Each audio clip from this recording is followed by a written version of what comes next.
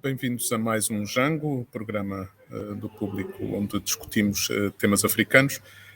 Desta vez vamos debruçar-nos sobre o caso do julgamento do caso das dívidas ocultas em Moçambique, o maior escândalo de corrupção da história de Moçambique, um rombo nos cofres do Estado que no princípio se dizia que seriam de 2,2 mil milhões de dólares, entretanto o Ministério Público já corrigiu para 2,7 mil milhões de dólares, e que o governo do presidente Armando Guebuza tentou ocultar das contas públicas, o que levou e afetou a imagem internacional do país, levou à suspensão da ajuda financeira internacional e agora a um processo com 19 arguidos, entre eles o filho mais velho do ex-presidente Armando Guebuza, Armando Ndambi Guebuza. O processo começou a 23 de agosto e no cronograma inicial deveria ir até 6 de outubro, mas ao fim da primeira semana o juiz Ifigênio Batista percebeu que seria impossível manter o prazo e prolongou o julgamento até novembro. Connosco, para mais esta edição do Jango, o espaço mensal na iniciativa ao vivo do site do Público, vamos ter desta vez o professor Adriano Vunga, diretor do Centro para a Democracia e Desenvolvimento, uma organização da sociedade civil moçambicana que trabalha na área da democracia, governação e direitos humanos. É também professor auxiliar no Departamento de Ciência Política e Administração Pública da Faculdade de Letras e Ciências Sociais da Universidade Eduardo Mondlane e coordenador do Fórum de Monitoria do Orçamento, uma plataforma de coligações e organizações da sociedade civil trabalhando nas áreas da transparência orçamental e das finanças públicas. Coordena também a Rede Moçambicana dos Defensores de Direitos Humanos e é vice-coordenador da Rede dos Defensores de Direitos Humanos da África Austral. Também temos connosco Iricino Salema, jornalista e advogado moçambicano, exercendo também a docência em Direito Público, com áreas de interesse profissional e de pesquisa no direito de informação, a liberdade de expressão, direitos humanos, eleições e democratização, transparência governativa e participação política. Bem-vindos a ambos, obrigado por terem aceitado o convite do Público. Professor Adriano Vunga, começava por si. Como é que num país como Moçambique, um dos mais pobres do mundo, se conseguem perder 2,7 mil milhões de dólares dos cofres públicos? Como é que isto é possível? Muito obrigado. Isto só é possível porque, como sempre viemos dizendo nos últimos tempos, Moçambique desaproveitou para a corrupção aquilo que foi a sua janela de ouro para promover desenvolvimento e melhorar as condições de vida dos moçambicanos e das crianças deste país. O que estou a dizer é que o período em que o presidente Armando Guebuza esteve no poder foi aquele que se pode considerar do maior na história de Moçambique em termos de oportunidade. Mas essa oportunidade foi desperdiçada, não somente foi desperdiçada em termos de, como sugeria, de retirar-se dinheiro público dos cofres e desviá-lo para fim privado. No caso em apreço, é muito mais gravoso. Muito mais gravoso, primeiro, porque se retirou dos cofres públicos dinheiro que não existe. É dinheiro que pertence ao futuro dos moçambicanos. Ou seja, os dirigentes foram para aquilo que é o quinhão do futuro dos moçambicanos ir buscar. E esse mecanismo de ir buscar dinheiro que pertence ao futuro não somente prejudicou as possibilidades de Moçambique se alavancar para o desenvolvimento, como também condenou esta e as próximas gerações a pagar algo que não viram, mas também a arcar com as consequências do fardo, que esse fardo vai impedir o desenvolvimento nesta e nas próximas 2 décadas. Mas isto também acontece porque não há mecanismos que controlem esse gasto público? Não devia haver mecanismos políticos que pudessem evitar que isto acontecesse? Se nós falarmos em termos de regime político. O regime político do presidente Armando Emílio Guebuza foi um regime que girava à volta de si. Moçambique permitiu que, como sociedade, que no tempo do presidente Guebuza, as instituições tivessem os seus procedimentos, etc., mas todos eles estavam à volta daquilo que era a vontade política, econômica, com a ambição pessoal do indivíduo que se chama Armando Emílio Guebuza. Ou seja, o formalismo do protocolo do Estado era um ornamento, mas na realidade do funcionamento político em Moçambique, o regime girava à volta de uma única pessoa. Não somente porque a própria Constituição da República confere poderes excessivos, mas também a forma como a Frelimo acanhou o destino da sociedade, se apropriou da história, se apropriou do processo político moçambicano, faz com que o seu presidente, que senta por cima desse sistema, seja a figura em torno do qual o processo político, o processo democrático gira. E porque a economia política de Moçambique girava à volta do extrativismo, não orientado para o desenvolvimento, obviamente, facilitou que essa oportunidade, assim, essa abundância de recursos que houve no tempo em que esteve no poder o presidente Guebuza fosse utilizada para objetivos distintos do desenvolvimento, ainda que tenha havido alguma poeira em termos assim de crescimento, mas um crescimento extrativo também, mas essencialmente foi um sistema montado para produzir uma espécie de big man em Moçambique. Então, Guebuza se projetava para a moda dos outros big men que houve em África, para ser o big man.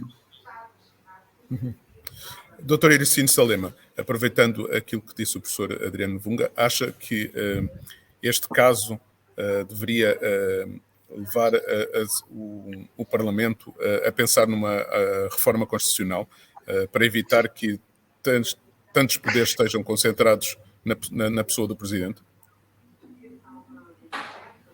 Boa tarde, professor Adriano. Boa tarde, Rodrigues. Na verdade, a questão relativa ao nosso sistema, que confere poderes excessivos ao Presidente da República, conforme bem elucidado pelo professor Adriano Novunga, este é um assunto muito, muito sério no nosso sistema político. Aliás, há até um autor que escreve muito sobre a África Austrália em particular, Patrick Chabal, e até denomina o nosso sistema de uma espécie de imperialismo presidencialista, ou seja, temos um presidente que, em bom rigor, tendo em conta os poderes que tem enquanto chefe de governo, enquanto chefe de Estado, enquanto comandante-chefe, acaba sendo uma espécie de imperador. Até porque, indo para a sua questão, o nosso problema como país não é necessariamente de Constituição, não é necessariamente de leis, é uma questão de constitucionalismo, ou seja, uma questão de cultura constitucional.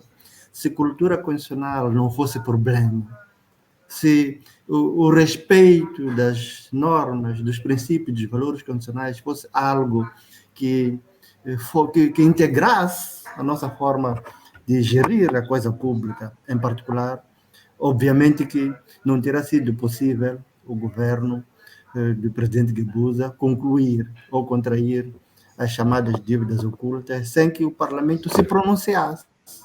Mas, entretanto, muito estranhamente, o Parlamento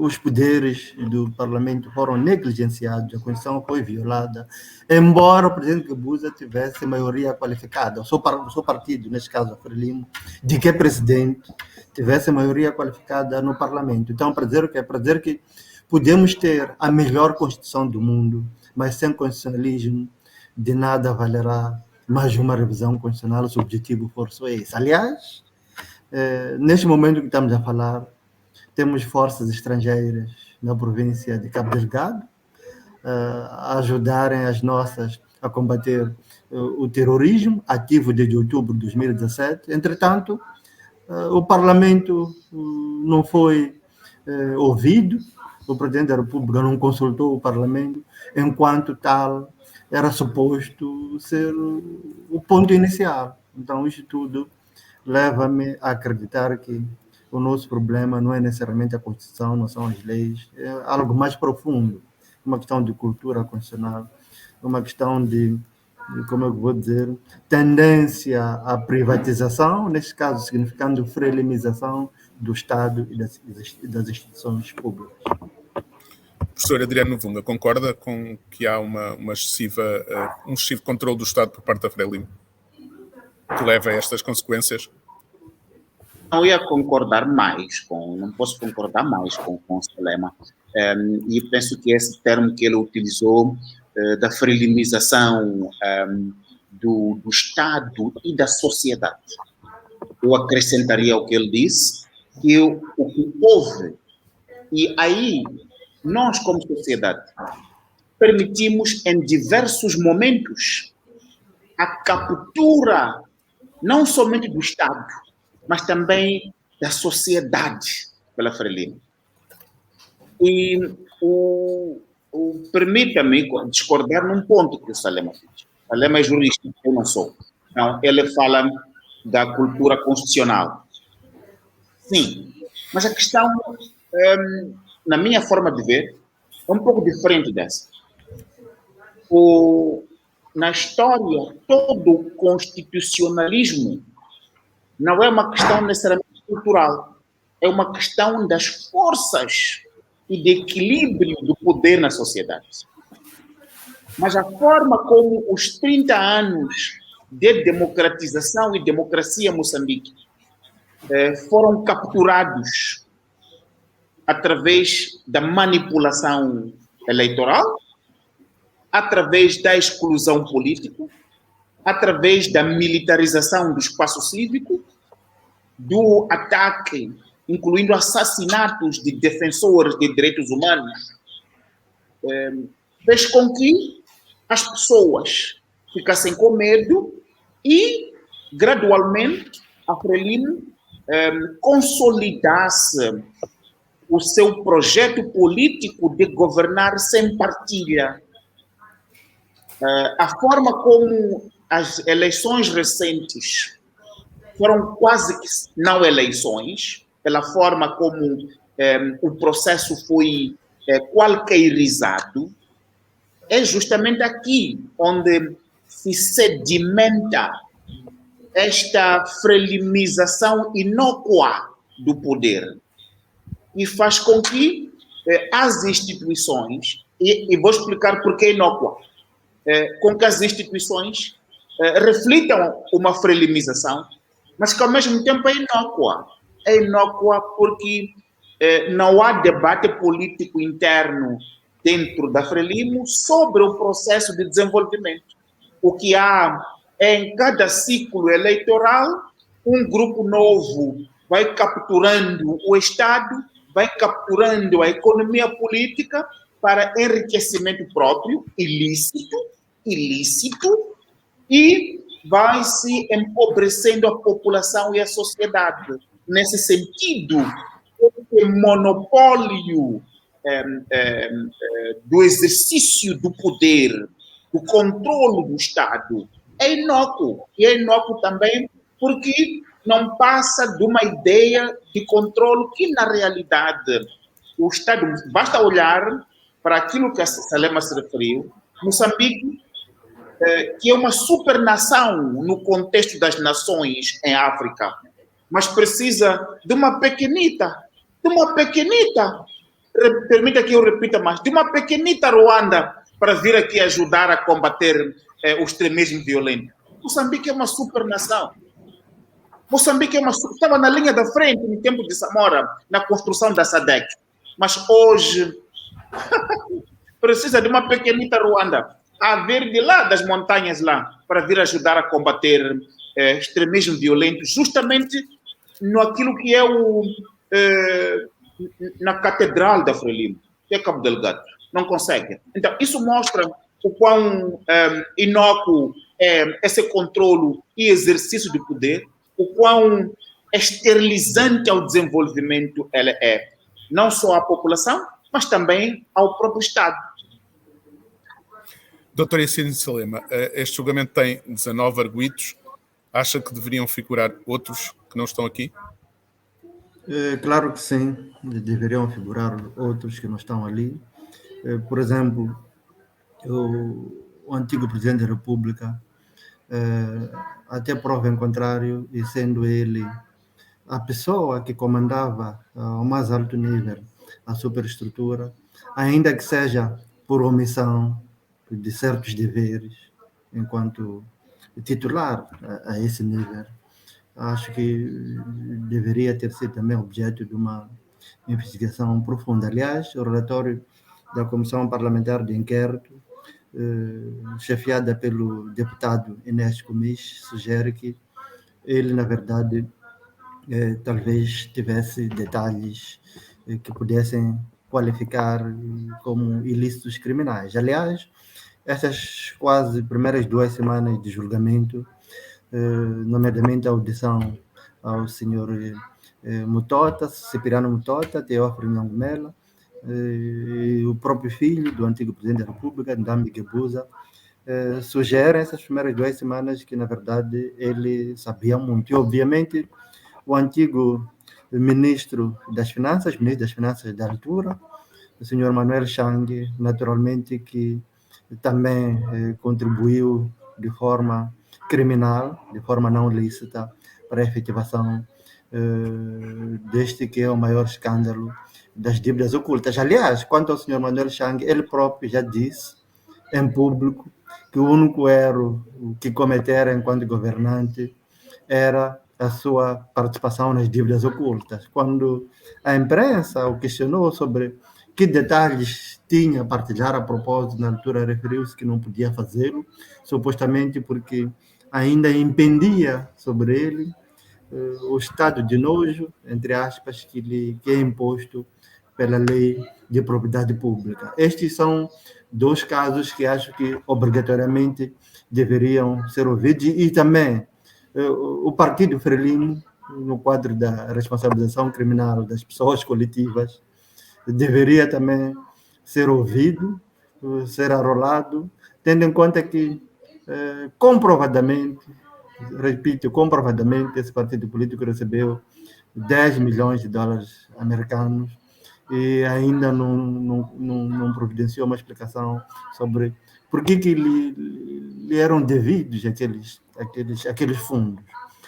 Outras pessoas, como é o caso do presidente Nussi, não tendo eu, pelo menos, visto até hoje indício bastante do seu envolvimento do ponto de vista criminal, pelo menos como declarantes deveriam ser chamadas para esclarecerem o que sabem, sobretudo as zonas de penumbra que vão emergindo. Mas aqueles em torno dos quais há evidências documentais inequívocas, sublinho, evidências documentais inequívocas, e sendo público que o processo criminal baseia-se em prova material, aquela que é verdadeiramente produzida, esses naturalmente, ainda que tecnicamente devam continuar a gozar de presunção de inocência até condenação judicial definitiva, mas, entretanto, pelo nível de prova indiciária, eram supostos estar envolvidos noutra categoria. Aliás, é público que há pelo menos 1 ou 2 processos autônomos em curso, nos quais pessoas como Manuel Chang e Exaltina Lucas estão a ser investigadas. No entretanto, não percebo muito bem porque que tudo isto, quando podia ser feito ao mesmo tempo, teve que ser feito em vários processos. Professor Adriano Vunga, ligando o que estava a dizer o Dr. Icino Salema, o facto de Nyusi não estar nem sequer como declarante neste processo, tem a ver também com esses grupos novos dentro da Frelimo que surgem e, portanto, haverá aqui também uma guerra política entre esses grupos que leva a que do lado de Guebuza estejam aqui as pessoas à volta dele e não esteja nem o presidente Nyusi. Sim. Se me oferecem dizer duas coisas. A primeira é em adição àquilo que o Salema disse.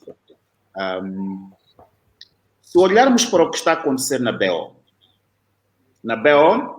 se está a julgar um grupo de indivíduos em sede de um processo aberto em 2015. Esse processo é a parte menor deste que é o maior escândalo de corrupção de África pós-independências. Escândalo único. E se olha para o relatório da Kroll, aliás, compreenda uma coisa. As pessoas estão sendo julgadas, participaram em vários momentos na concepção dos projetos. Mas não foram eles que aprovaram o projeto. Não foram eles que autorizaram o projeto. Não foram eles que disseram como que tinha que ser a gestão do dinheiro. Aquilo que é do interesse maior de Moçambique é a responsabilização daqueles que autorizaram o projeto.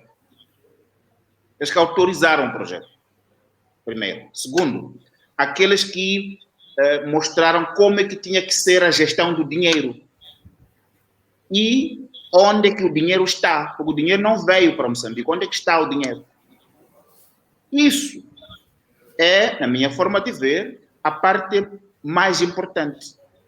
O que se está a fazer na BO é, neste momento, ir dando a ideia de que Moçambique está a julgar o caso maior. Não está? Não, ainda não.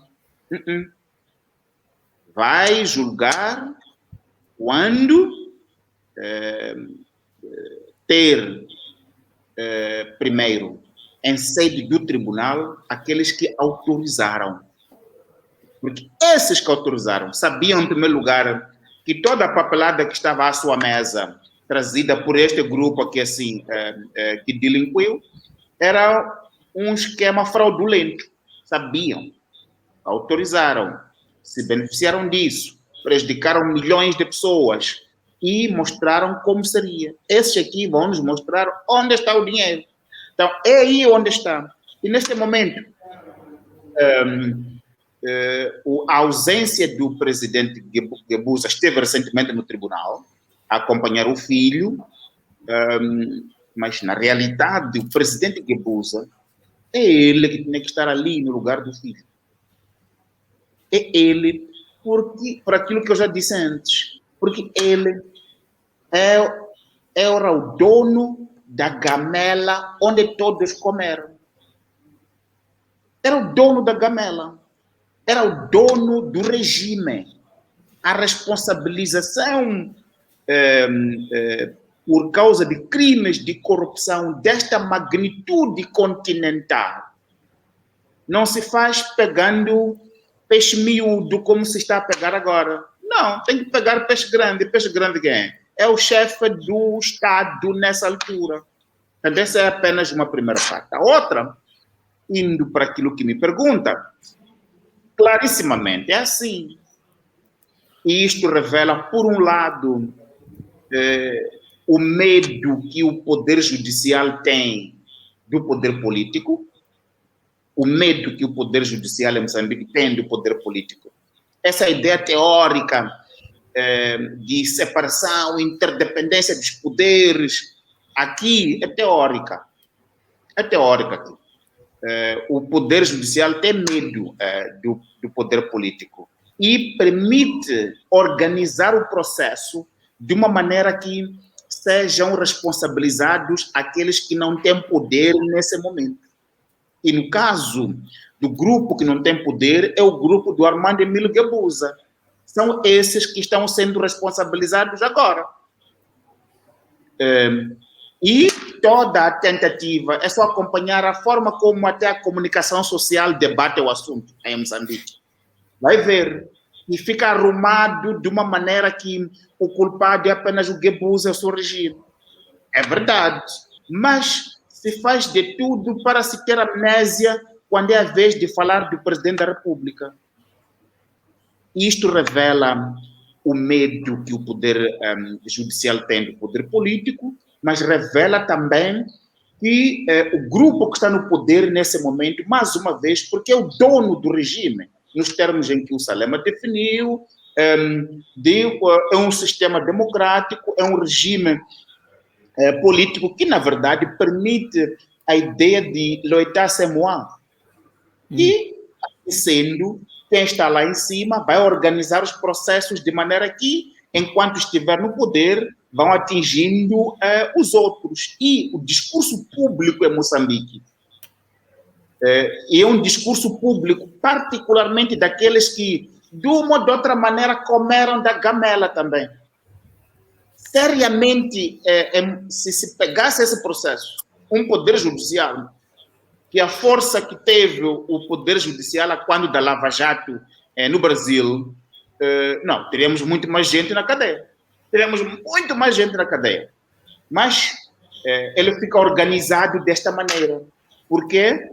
Porque neste momento, um grupo dentro da Frelimo está no poder e utiliza esse poder para colocar guarda-chuva sobre si e os outros vão sendo responsabilizados e o Poder Judicial dá uma ideia de que, enfim, está ali, você vai ver agora, se escondem por detrás do juiz Efigênio Batista, mas na realidade não se disfarça esse medo que tem.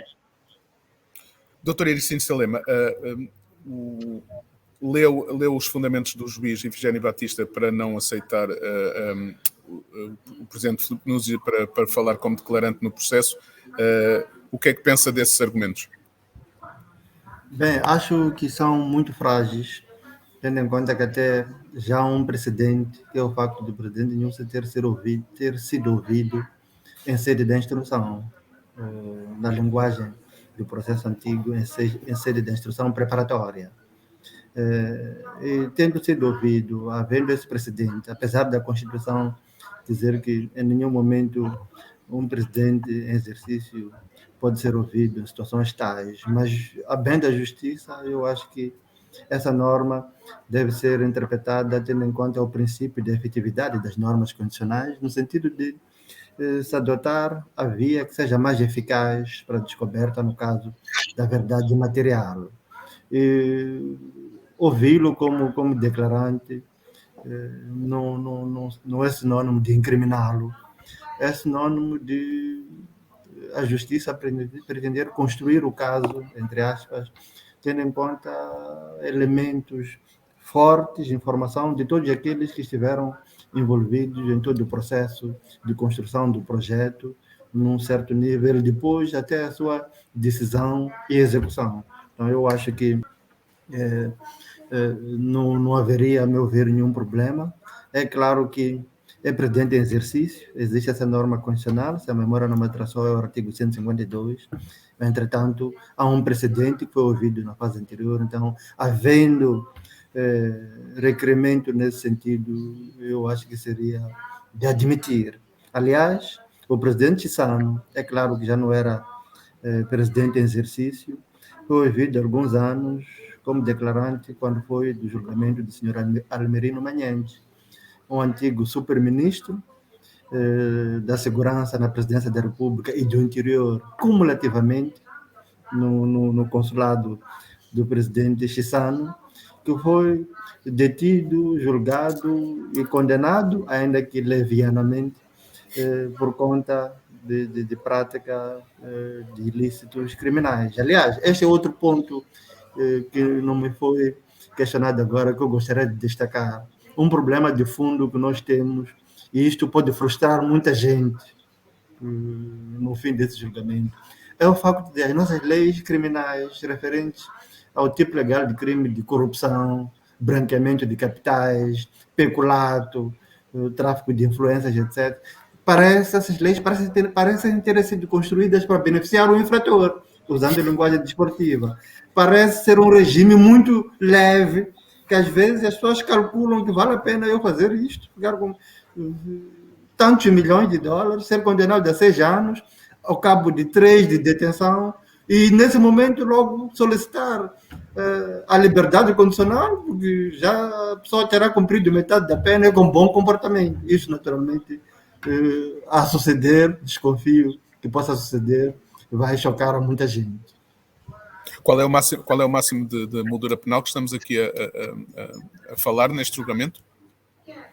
Bem, de forma ordinária, sem agravação, entre 8 a 12 anos, que seriam, em particular, 2 tipos legais de crime.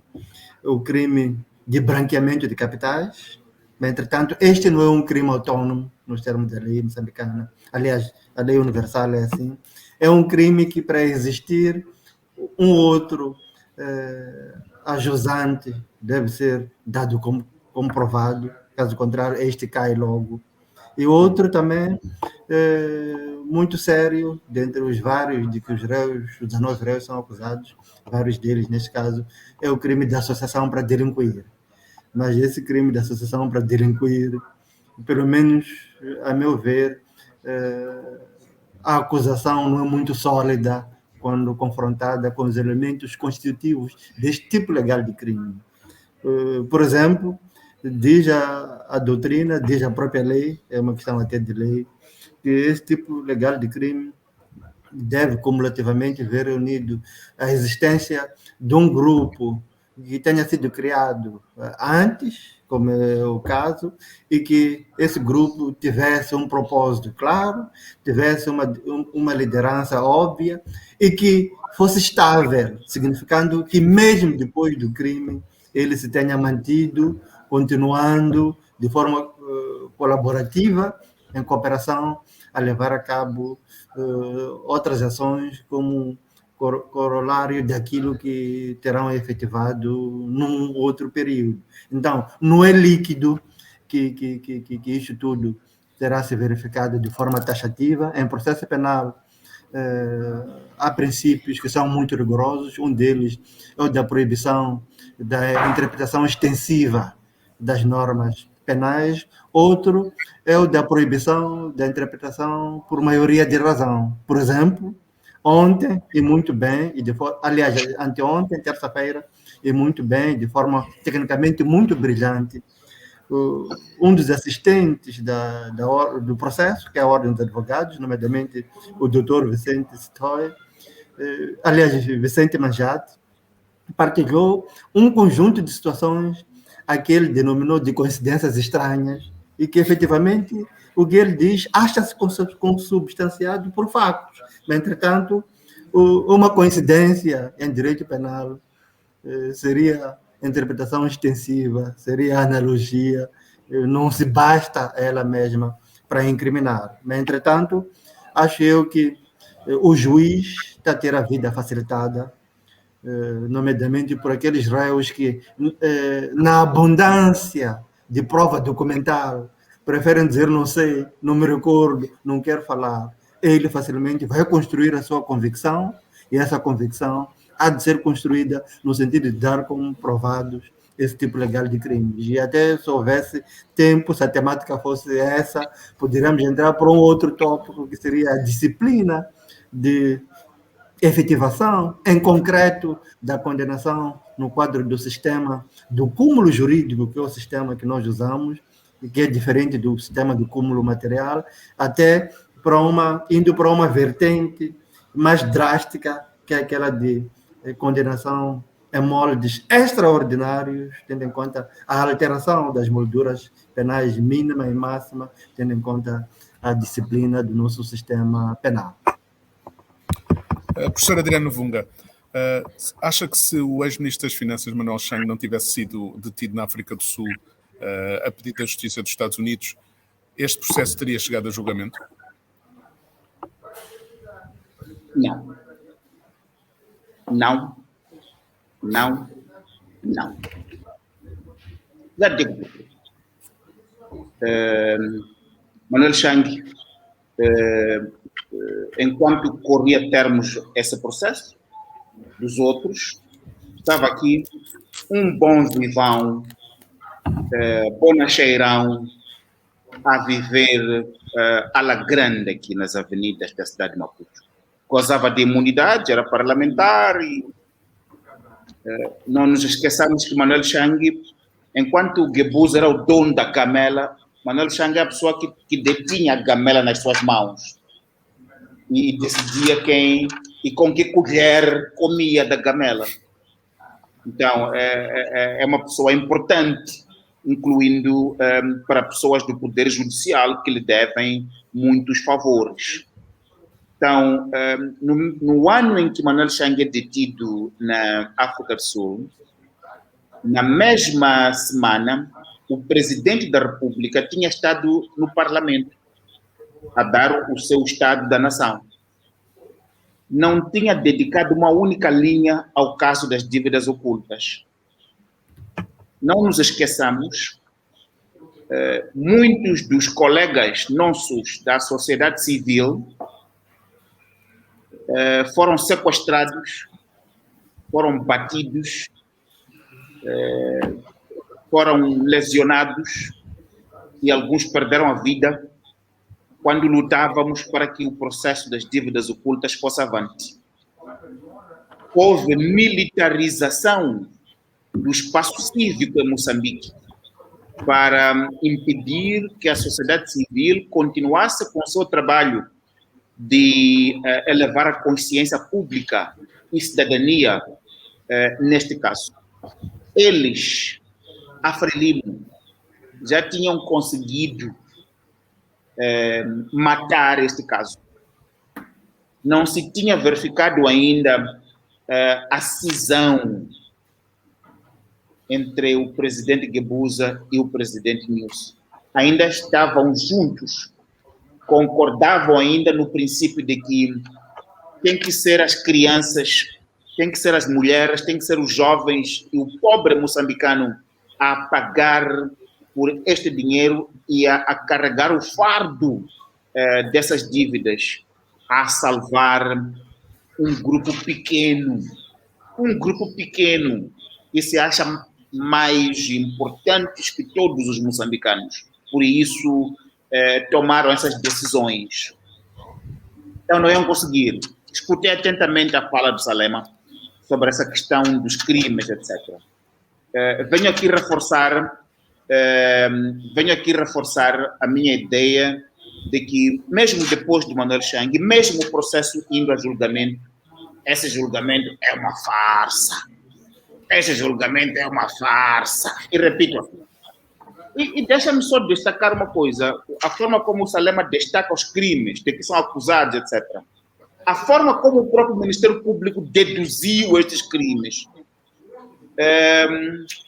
não visa promover justiça. Escuta uma coisa, e peço aqui às moçambicanas, às crianças, a todos que me escutam aqui. Amigos, essas pessoas aqui são pessoas do CISE, do setor mais nevrálgico do Estado, em todo o mundo. Este tipo de crime, bem tipificado, isto é traição à pátria. Este tipo de crime aqui não é nos termos em que o Salema o diz, de branqueamento. Não, branqueamento aí fazem os bandidos aqui do setor comercial, etc. Este tipo de crime aqui, bem instruído para fazer justiça, isto é crime de traição à pátria. É crime de traição à pátria, à nossa pátria moçambicana. Mondlane morreu para termos esta pátria, Machel morreu para termos esta pátria. Esses indivíduos aqui não cometeram esses crimes assim, nesses termos. Este é crime de traição à pátria. Então, a forma como se está a julgar este processo, é mais uma vez, estão a enrolar o assunto para o arrumar, guardar ali assim. Mas se Manuel Chang é tão importante para este processo, porque é que estão a tentar travar a sua extradição para Moçambique? Pois, nós estamos na linha da frente e vamos continuar. E sentimos que aqui o público nos ajuda a fazer isso. E vamos fazer com muita força. E fazemos por quê?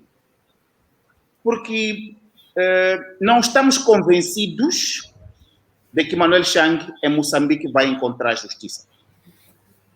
A extradição de Manuel Chang para Moçambique é promoção da impunidade, é manutenção do status quo, de captura do Estado e empobrecimento das moçambicanas, das crianças e do povo deste país. A ida de Manuel Chang para os Estados Unidos não impede que depois ele venha a ser julgado em Moçambique. Mas o oposto não acontece. O Moçambique não pode extraditar seu filho para um país para ser julgado. A oportunidade de ouro de responsabilizarmos estes indivíduos que vêm empurrando milhões de crianças e mulheres para a pobreza é agora que temos Manuel Chang na África do Sul. É agora. Esta é a oportunidade da nossa geração. Não teremos outra. Esta é a oportunidade da nossa geração. É a oportunidade do nosso tempo de se fazer justiça. Em dois sentidos. O primeiro, como eu já disse antes, é a oportunidade para, na verdade, sabermos como é que foi o processo de decisão. Porque estes, eu disse há pouco tempo, estão na BO, estão sendo julgados pela concepção, etc. É crime contra a pátria, mas é de concepção. Mas aqueles mesmo que esfaquearam esta pátria pelas costas são aqueles que decidiram. E desses aí faz parte Manuel Chang. Então vamos poder saber isso. Mais importante, em sede de um julgamento nos Estados Unidos e condenado Manuel Chang, vai permitir que Moçambique seja isento de pagar esta dívida. O problema maior é a dívida que Moçambique tem. Então, vai pedir que Moçambique seja ilibado de pagar essa dívida, porque vai se provar que foi Manuel Chang que, corrupta e fraudulentamente, e o seu chefe aprovaram essas garantias que empurram milhões para a pobreza. Então, o que eles querem é o oposto, é trazer Manuel Chang aqui para embrulhar o processo, nos dar a ideia de justiça e dizer que os moçambicanos devem pagar. Então, é a razão por que continuamos a dizer Manuel Chang vá para os Estados Unidos, vá provar a sua inocência lá e depois há de voltar para aqui. Doutor Ericino Salema, faz sentido que o Estado moçambicano tenha gasto tanto dinheiro para evitar a extradição de Manuel Chang para os Estados Unidos e depois, neste processo, ser apenas declarante? Primeiro, clarificar um ponto aqui do meu amigo e colega, o professor Adriano Lunga. Na verdade, a questão do Rodrigues foi no sentido de ouvir a minha opinião quanto àquilo de que os réus são, os arguidos, bem dito, são pronunciados, tendo em conta, de resto, o princípio de vinculação temática do direito penal. Agora, se a questão fosse se, a meu ver, haveria ou não lugar em sede de uma investigação profunda e aprofundada de, digamos, eventualmente de acusação por outros crimes, claro que sim, sobretudo aos agentes do CIS, como bem disse o professor Adriano. Acho eu que uma boa investigação poderia ter levado ao tipo legal de traição à pátria, que é muito mais sério. E abusados que são, permitam uma expressão, eles até exigiam ser julgados em fórum especial, tendo em conta que são altos oficiais do CIS. Mas, entretanto, foi bem esclarecido, acho que ser alto oficial não é prerrogativa, não é licença para cometer crimes em benefício próprio. Agora, quanto ao senhor Manuel Chang, acho que não faz sentido que o Estado tenha gasto o nosso dinheiro, nossos impostos na sua defesa, naquele processo todo, por um lado. Por outro lado, é óbvio, como dizia num certo momento desta conversa, que pela sua participação, como é que se diz, pelo rigor, pela idoneidade, o termo técnico é este, pela idoneidade da sua intervenção, não pode qualificar apenas como declarante, poderia, no mínimo, qualificar como autor intelectual. Então, isto é muito sério, de tal sorte que ele era conhecedor profundo das regras em vigor em Moçambique para a contração daquele tipo de empréstimo, mas mesmo assim não as seguiu e até assinou garantias bancárias nos termos das quais, em última instância, esta é uma dívida nossa como país. Professor Adriano Nfunga, destas primeiras 2 semanas, ainda não acabaram, mas destas primeiras 2 semanas de julgamento, o que é que destacaria? Há alguma coisa que o surpreendeu nestas 2 semanas? Sim. Houve alguma coisa que me surpreendeu. A forma jocosamente abusiva com que os réus se apresentam em tribunal. Há uma tentativa heróica até do juiz da causa de impor ordem no tribunal. Mas se nota o desnível muito grande e o tratamento desrespeitoso e abusivo dos réus perante o juiz, perante o tribunal e o Estado, na realidade. Dá a ideia de que são pessoas que estão acima daquilo que são as leis no país. E foi mais destacado ver o próprio juiz a ditar para a ata perguntas que o Ndambi Guebuza colocou à magistrada do Ministério Público, da forma tão abusiva com que este miúdo se portou. Chegou até com as mãos no bolso a colocar perguntas à magistrada do Ministério Público, num tom de arrogância, sem proporções. E o juiz, apesar de ter mostrado desconforto em algum momento, mas no fim ditou todas essas questões para a ata. Em que momento é que essas questões têm sido ditadas para a ata? Então, isso mostra mais uma vez que, apesar da luta do juiz, mas o facto mesmo é que este aqui é um julgamento bom, é importante, mas deixa muito a desejar no que diz respeito a uma coisa importante numa sociedade. Quando pessoas que empurraram milhões para a pobreza e vão continuar pelas próximas décadas porque condenaram o futuro, se comportam desta maneira, se colocando acima, se dá uma ideia de que há algo maior que não está bem aqui. Sim. Essas pessoas não confiam apenas no Estado de Direito, confiam em alguma outra coisa a mais e não o fazem na sua qualidade de cidadãos. E isto é preocupante. Isto é um problema muito sério. Isto agrava a injustiça para os moçambicanos. Isto agrava a injustiça para os moçambicanos. Para aqueles que assistem essas pessoas, na maior parte dessas pessoas, veja o caso do Ndambi, por exemplo. O Ndambi nasceu em 77.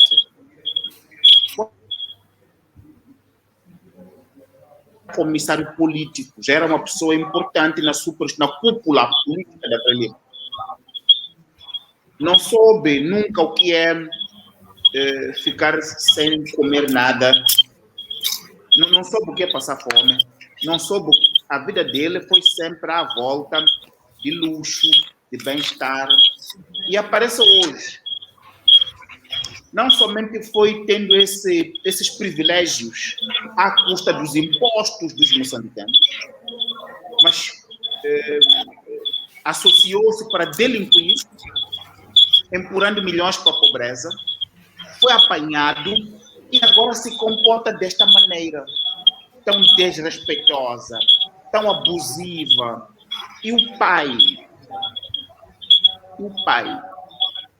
que não é rei, é um presidente eleito pelas pessoas, presente no tribunal, permitiu que seu filho se comportasse daquela maneira. Covardes, Moçambique. Obrigado.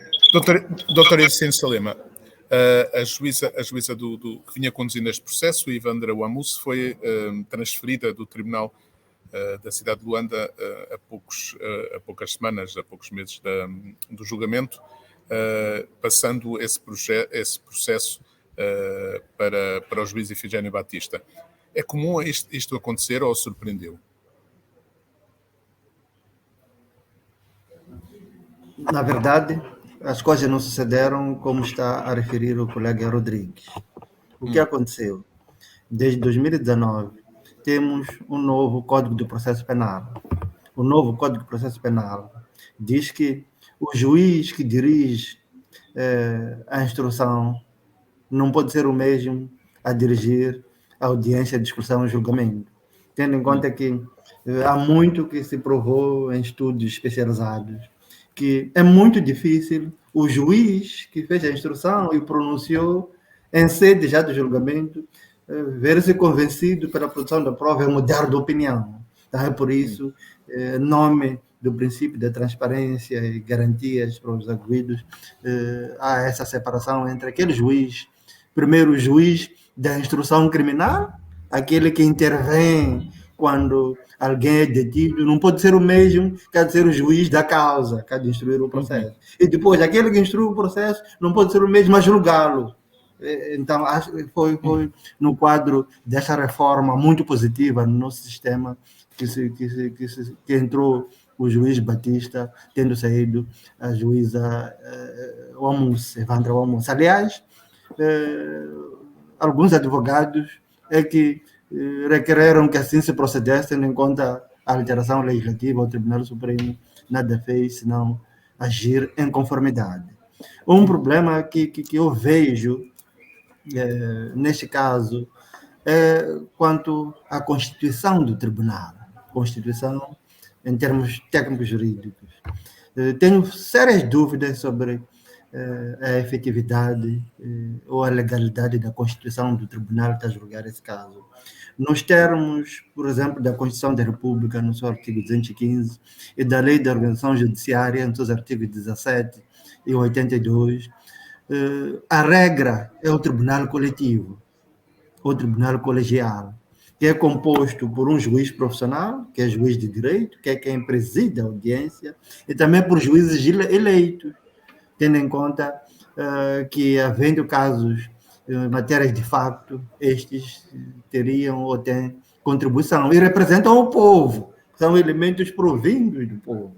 Aliás, num certo nível da hierarquia dos tribunais, são até eleitos pelos cidadãos através dos seus representantes na Assembleia da República. Então, o juiz Ifigênio Batista decidiu não avançar com o juiz coletivo, com o tribunal coletivo, avançando apenas com o tribunal singular, supostamente porque a lei lhe dá a prerrogativa de escolher se quer um tribunal singular ou um tribunal coletivo, mas as coisas não são bem assim. Da forma como ele tomou a decisão, sem fundamentá-la, torna a decisão inquinada. Um princípio básico do Estado de Direito Democrático, nesses casos em particular, para que a decisão do juiz seja válida, deve ser fundamentada. Ele não a fundamentou. Então, havendo recurso, nesse caso para o Tribunal Superior de Recurso de Maputo, que cobre a região sul do país, as províncias de Maputo, Gaza e Inhambane e a própria cidade de Maputo, há a probabilidade muito forte, quanto a mim, de toda a audiência, todo o julgamento ser declarado nulo e inexistente, tendo em conta essa ilegalidade, quanto a mim, existente de constituição do tribunal. E olha uma coisa, não é necessário que se requeira tal verificação, tal análise. Isto é de conhecimento oficioso por parte do Tribunal Superior. Ou seja, havendo recurso, assim que o recurso chegar ao Tribunal Superior de Recurso, neste caso, antes de avançar, deve oficiosamente verificar se o tribunal que julgou o caso que lhe chega naquele momento era competente, tinha sido devidamente constituído ou não. Percebo que essa é uma questão técnico-jurídica, mas eu procuro, nas minhas intervenções, esta é a segunda pública a respeito desse caso, colocar aquilo que eu acho de forma muito simples, problemático quanto à Constituição do Tribunal. O que está a dizer é que todo este processo pode chegar ao fim e ser anulado no Tribunal Superior por causa disso, por causa dessa decisão do juiz. Há esse risco. Se os juízes concluírem que efetivamente não há fundamento, quando deveria haver, enquanto a regra é que seja tribunal coletivo ou colegial, está comprovado agora no dia a dia que há abundantes questões de fato. Não estamos em presença apenas de questões de direito. Acho que esse risco existe. Gostaria de estar enganado, tendo em conta que vários recursos do Estado estão a ser despendidos, mas, entretanto, a minha honestidade intelectual não me deixa calar quanto a isto. Professor Adriano Vunga teme isso? Teme que isto possa vir a acontecer?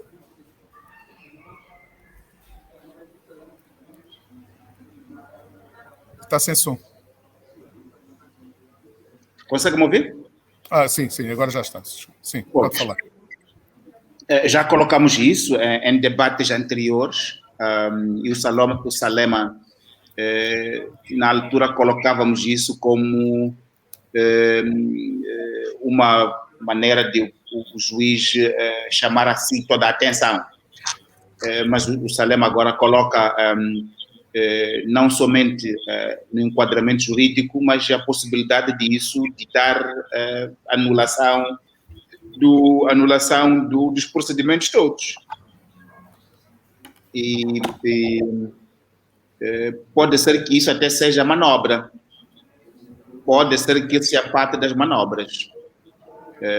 E tem que se tomar providências para urgentemente essa situação ser reposta, por forma que possamos caminhar com legalidade. Não podemos continuar com ilegalidade. Então, essa é uma questão seríssima que tem que ser atacada imediatamente. Doutora Iracina, isso é possível? Ainda voltar atrás e o juiz fundamentar essa decisão?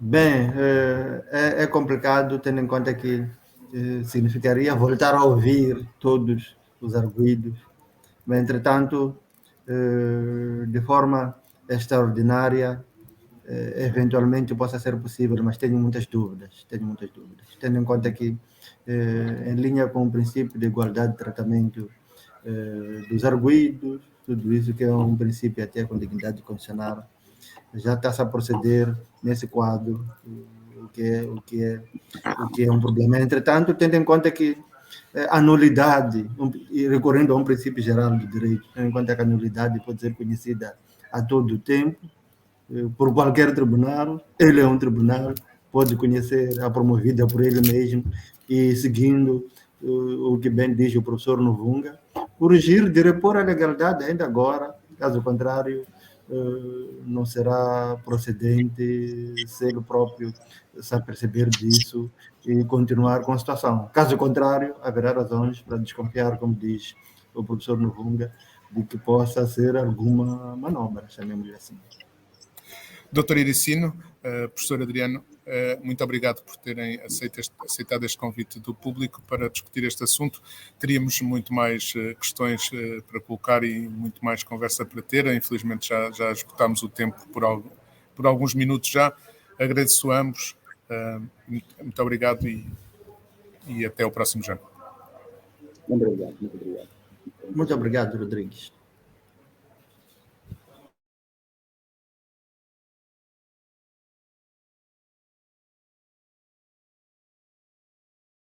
Obrigado.